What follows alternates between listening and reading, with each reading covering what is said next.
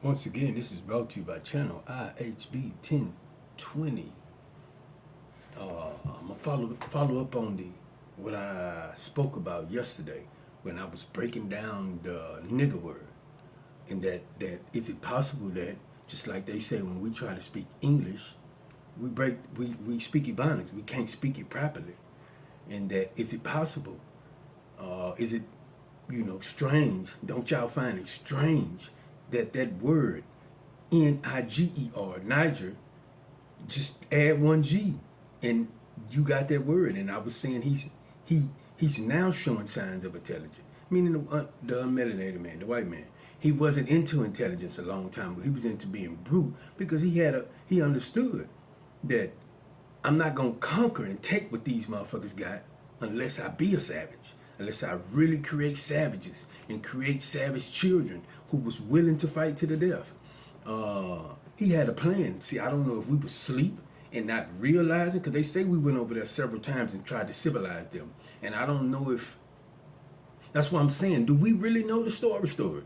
Because now if you look at the whole story of everything that had happened, you can see that brute shit, that savage shit, the way they was, it helped them conquer and take over. So I'm wondering, they say we was going over there trying to civilize them, and I wondered if we have an idea what the fuck was going on, because they was in, like I said, they was in the marinas fighting to death, and I wondered, was we thinking them niggas were crazy? What the fuck is they doing over there? But we didn't realize maybe, or we don't have the real story, that they had a plan. And I'm just thinking it's possible they've been planet jumping like us. But the subject is, who is our father?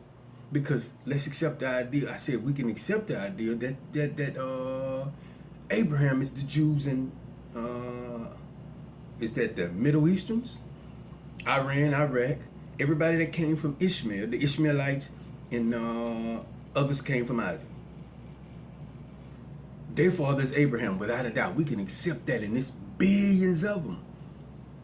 So I'm saying, you mean to tell me we can't accept those that was took from the western part of Africa, that main area, that we came from Niger? We can't accept that we just believe this nigga made up a word? I'm gonna call y'all nigga because if you go research his dialect, English, it ain't in there. It is not in there. And if it is in there, it was in there under of a black person. But Webster, in his brilliance and them understanding the war, they started switching the word up. And now, we don't even want to be associated with that shit. We don't even want to be associated with nigga. And they know that word come from us. They just pronouncing it wrong. And it could be Niger. I mean, do we find that difficult? And that's what I'm trying to show y'all, like, since what some would say my calling. Because I'm going to be real with you. When all my shit changed, I thought I went crazy. I was thinking, damn, I done went crazy because where my spirit was being led. Like in the Bible, it speaks of somebody else. I don't know who was it. Can't remember. His spirit was being led. And he was, I guess God was showing him, hey, look over here. And you see these people, they setting up a tree and they decking it with ornaments and they putting presents on it. They talk about that shit in the Bible. Look what they doing. And then look over here. The women in Jerusalem are calling out the Tammuz. It was showing whoever this guy was, everything they was doing wrong. And since what some would say, it's my calling. What I was convinced was my calling, and I didn't even believe it. This guy I ran into in prison. He was raised in the church, and he was serious about the church. Like, he was serious about the church. Like, me and him used to clash. Like, cause you listen to the way I'm talking. We didn't clash on that I wasn't speaking the truth. We was clashing on the idea of him saying, nigga, you got a heavy burden. And I'm gonna tell y'all the truth. They excommunicated me several times. Like, they wasn't talking to me. He kept warning me, nigga, we gonna excommunicate you, you keep on. And I was, nigga, I don't give a fuck. This is the truth that I see. But he the one who convinced me and kept telling me the call is irrevocable. He used to tell me all the time, you know the story of Jonah, don't you, nigga? And he, me and him was cool. We used to chop it up, and we used to, clash about what was going on in America. And he used to try to tell me, nigga, he used to tell me, some people rule with an iron fist, and some people rule, I forgot what word he used, but it is some people rule with finesse, and some people rule with iron fist. He was trying to show me, nigga, this iron fist you doing, you got a heavy burden, nigga. But he's the one that kept telling me the call is irrevocable, and I couldn't hear that shit. He kept saying, you know the story of Jonah, nigga, don't you? You know what happened to Jonah? The call is irrevocable. He used to just always say that shit to me. But since then, I can say that, like I was saying, somebody in the Bible, I guess God was leading them and showing them where the children of Israel were going wrong. He was saying, look over here. They building this tree, decking it up with presents. And you look over here, the women of Jehovah calling out the Tammuz. That's what's been going on. I guess my spirit is being led. Look at this shit, and look at this shit, and look at this shit, and you wonder why black people in the situation they're in? So, I'm trying to tell y'all, share with y'all the things that my spirit is being led to see, that, hey man, one of the major reasons that we are in the situation that we in, we lost the war, but also we refuse to connect to our ancestors. We don't want nothing to do with that shit. They done got in our spirit to the point where we feel ashamed about the shit that our ancestors was doing. That's what my spirit is being led to. And I'm trying to show y'all that, I guess we could say God or whoever, the ancestors are showing me that these traditions, these culture that y'all done picked up from the white man, that is their way of doing things. That's why they're succeeding at it. And y'all are failing at it because y'all are trying to put on their raw clothes when y'all have raw clothes to put on. And them raw clothes, them traditions, them cultures, the spirituality, all that shit of Africa is what put y'all above everybody. And y'all refuse because of religion, the state, and all the shit going on that y'all have inherited or have been thrown on y'all since y'all lost the war. Y'all refuse to reconnect. And y'all keep crying, oh, they stole y'all religion. They stole our religion, our tradition, and it's right there. I'm gonna tell y'all something. This is real spit, and I don't share this with everybody. I was gonna marry an African woman. We were setting it up for me to marry, and they were just really waiting for me to go to Africa, to come to Africa. But my concern was, because I believe in the dowry system. Now you're gonna marry a woman, you give her a dowry. My concern was that y'all gonna try to rob me and cheat me, because I'm from America. American people got money. Or y'all gonna try to run it up. You gonna give us $5,000, $10,000 to marry our daughter. But this is what I learned, and I didn't know this. She was being raised by her grandfather. And her grandfather had to go to the elders of their family and talk to the elders of their family and get their agreement that she's gonna get married. And get a list of everything that I'm supposed to get him for her hand, right? And this list, it really wasn't much. It probably was like $30 American. No cap. No motherfucking cap, just a whole lot of capital. It was probably $30 American of the things they was asking for. And I realized that shit is African tradition. That has nothing to do with Christianity, nothing, and they were stout Christians. They were serious in the church. That was just African tradition. So I'm saying all this to say the traditions are still there. You just got to remove the Christianity and the Islam. The traditions are still there. And I've been led, nigga, the reason why y'all in this situation y'all in, because y'all refuse to put on y'all raw clothes, and what's preventing y'all from doing it is the state.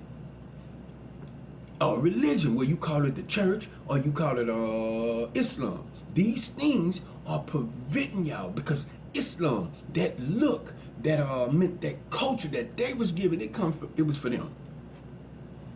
Christianity, the way it looked, the way they carried it, it's for them.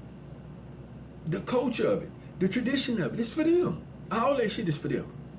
And that's why they succeeded. And you niggas are trying to put on these clothes, and it don't really fit y'all.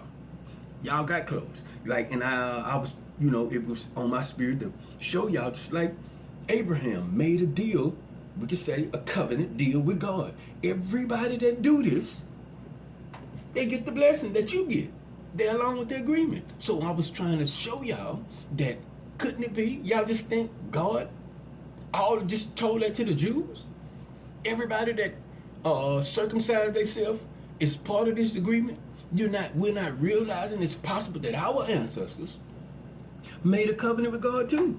And God told them, everybody that do this, get the blessing. And we don't want to connect to the things that would get us the blessing. That's what I'm being shown. We don't want to connect to that because they done made us feel shameful about the stuff we was doing over there. The way they cut on themselves. All that shit. They done made us feel shameful about it. But I'm just trying to show y'all where my spirit is being led. This is why y'all fucked up in the way y'all live. This is why the Africans, I'm not putting them up here. Come over here and see the things y'all doing and be like, shit. You niggas just like the white man. But my spirit is led to Chips point out the shit they be doing that's weird too. And I spoke about it when I was speaking about the divinity of the woman, that some of the shit the Africans be saying, it don't make sense to me because it seems like you throwing away traditional African shit too, as if Christianity or whatever this shit is above all traditional African shit. But my morning shot of espresso today is what's wrong with reconnecting? Because Marcus Garvey said we need to go back to Africa, and a lot of us don't even realize he never went back. He wasn't talking about physically. He was talking about in spirit. Go back and reconnect to the African traditions that's been there, that your ancestors did. The cultures, it's there.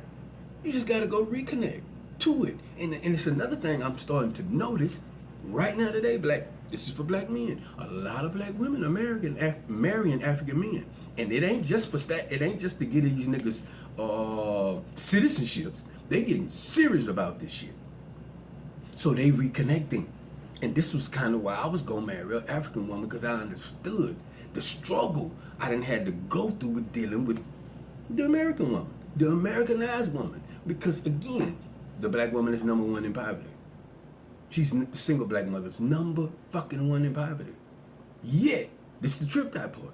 And I'm not judging, I'm just trying to show you the battle I didn't had to go to. Yet her children got Jordans, PlayStations. And you don't even make $24,000 a year, but your kids got Jordan.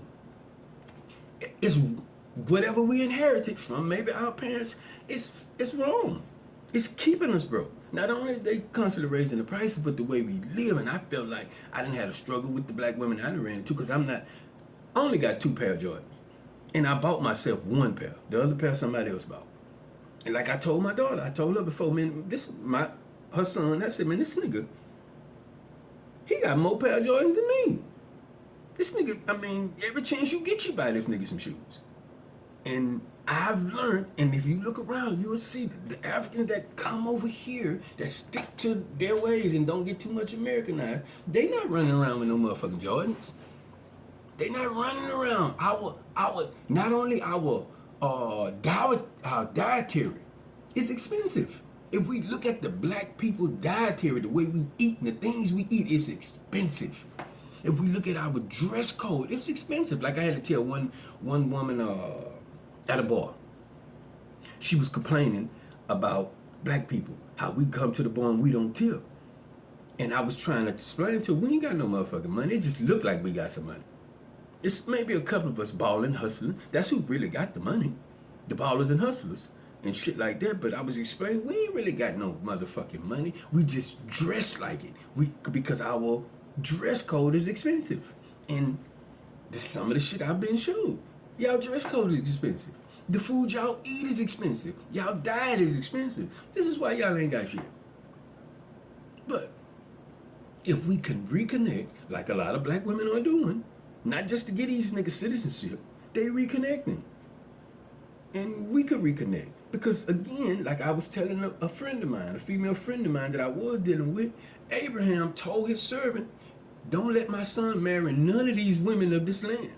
Go back to where I'm from and get him a wife. Do not let him marry. And I'm not trying to shit on no black women, because I fuck with the black woman. I fuck with her.